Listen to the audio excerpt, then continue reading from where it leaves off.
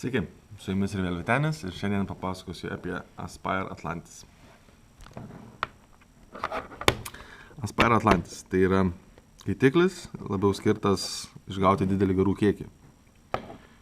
Ir jis tai sugeba padaryti dėl savo naudojamo kaitinimo galvučių. Jos yra 0,5 ohmo varžos. Tai jau pademonstruosiu.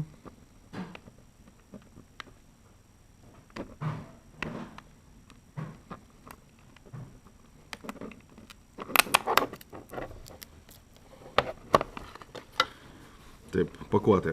Pats skaitiklis, platus skandiklis. Taip, pakuotėje dar atsarginė kaitinimo galvutė.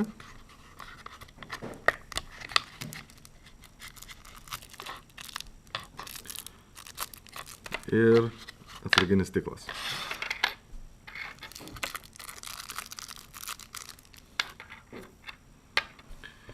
Taip, kaip išardyti kaitiklį? Tai vėlgi, kaip įprastai esminės dalys, kandiklis,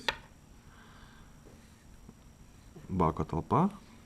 Įprastai kaip ir Aspire Nautilus ir kitiem Aspire kaitikliam tiesiog apvertę laikom kaitiklį, atsukinėjom kaitiklio talpą, kaitiklio bazę. Ir skystis pilamas į kaitiklio sienelę.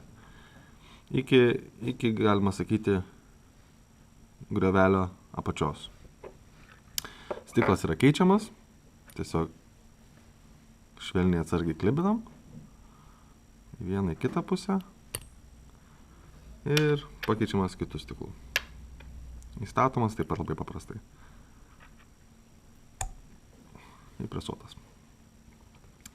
Taip, užpildžius kaitiklį, garinti ypač šį kaitiklį nebūtų galima iš karto, nes kaitinimo elementas yra itin didelis. Ir naudoja daug sugeriamosios medžiagos, todėl prieš naudojant reikėtų ne tik leisti jam pastovėti kurį laiką, bet įlašinti kelis lašus į patį elementą, į pačią kaitiklio galvutę pro viršų. Taip greičiau susigers, taip greičiau galėsite pradėti naudoti. Reguliuojamas oro padavimas.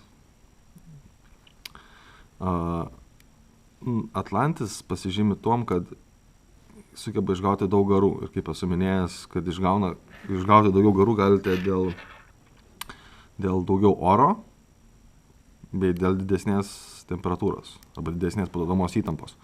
Tai varža 0,5 ohmo kaitiklio galvutės ir labai platus oro padavimas. Tiksliai negaliu pasakyti kokio, nes kadangi yra ne angos, o slotas. Tai ką, galiu pademonstruoti, kaip naudojamas. Taigi, surenkam, kaip sakiau, sudrėkinus, įlašinus kelis lašus į kaitinimo galvutę ir užpildžius kaitiklį, tiesiog švelniai atvertę prisukame.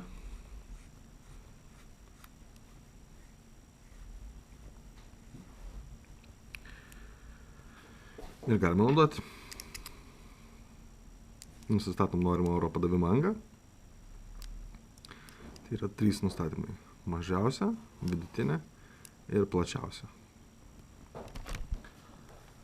Taigi, turiu kitą paruošęs jau.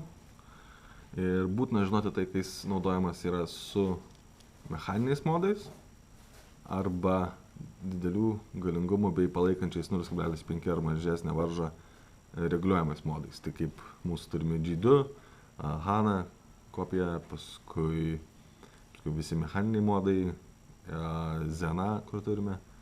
Tai su visais šiais modais Atlantisas veiks.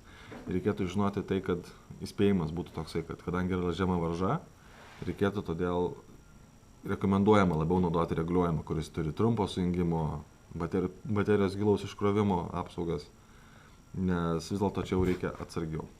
Ne tai, kad atsargiau, bet tiesiog kruopščiau. Pabandom.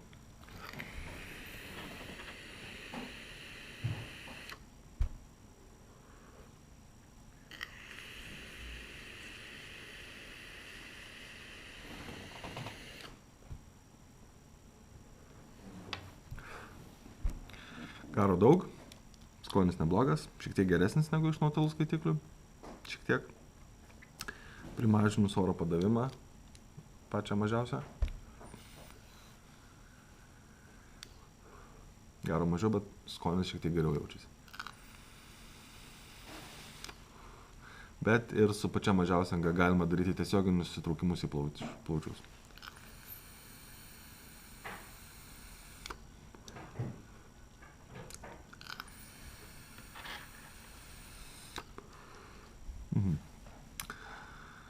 Tai jeigu norite išgauti daug garo, norite naudotis labiau kaip pramoga, o ne kaip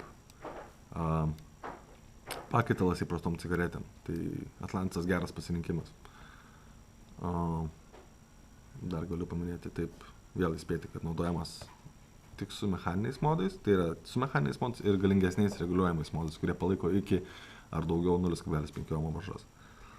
Ir jeigu naudojat mechaninį, būtina naudoti saugias baterijas, tai kaip didesnio amperažo, tai FS100 25 amperų ar 20 amperų baterijas. Su jomis galėsite saugiai naudotis. Tai ką, dėkui už laiką. Iki.